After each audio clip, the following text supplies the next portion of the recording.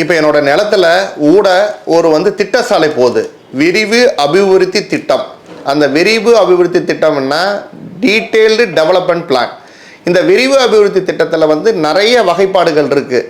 என்னென்னா திட்ட சாலை இருக்குது, பார்க் இருக்குது, பூங்கா, இல்லைன்னா மருந்தகம்னு சொல்லுவாங்க, டிஸ்பென்சரின்னு சொல்லுவாங்க, இல்லை மருத்துவமனை, இந்த மருத்துவமனைக்கு சம்மந்தமான விஷயங்கள், இல்லை உங்களுக்கு கம்யூனிட்டி ஹாலு, கல்யாண மண்டபம், இல்லை பப்ளிக் ரிலேட்டடாக உண்டான விஷயங்கள் ஃபுல்லாகவே அதில் ஒதுக்கப்பட்டிருக்கும். அது அப்ரூவ்டு டீட்டெயில்டு டெவலப்மெண்ட் பிளான் விரிவு அபிவிருத்தி திட்ட வரைபடம் அனுமதி ஒப்புதல் அளிக்கப்பட்ட வரைபடம். அது இப்போ அதில் உங்கள் நிலம் இருந்து அதில் திட்ட சாலை போச்சுன்னா அது இன்றைக்கி என்ன நிலமையில் இருக்குது, இன்றைக்கி திக்லி டெவலப்மெண்ட் ஆயிடுச்சு, எங்களுக்கு என்னோட நிலத்தை சுற்றி வீடுகள் இருக்குது, ஆனால் டீட்டெயில் டெவலப்மெண்ட் பிளான் இன்றைக்கி நடைமுறையில் இருக்குது. இப்போ நான் என்னோட நிலத்தில் நான் டெவலப்மெண்ட் பண்ணணும், மனைப்பிரிவு பிரிக்கணும், இல்லை கட்டணம் கட்டணும்னா நீங்கள் ரெண்டு விஷயம் பண்ணலாம். ஒன்று, நான் மாவட்ட நகர் ஊரமைப்பு இயக்ககத்தின் மூலயமா நீங்கள் இயக்குநர்கிட்ட சொல்லி அந்த திட்டச்சாலையை நீக்கம் செய்யலாம்.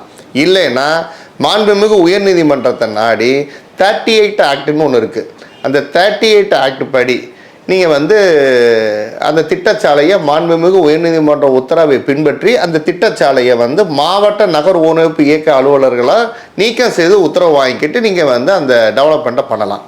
இப்போ கேள்வி என்னென்னா, நான் ஹைகோர்ட்டில் நான் டைரக்ஷன் வாங்கிட்டேன், அதாவது மாண்புமிகு உயர்நீதிமன்றத்தில் நான் என்னோடய திட்டச்சாலையை நீக்கம் செய்து உத்தரவு வாங்கிட்டேன்.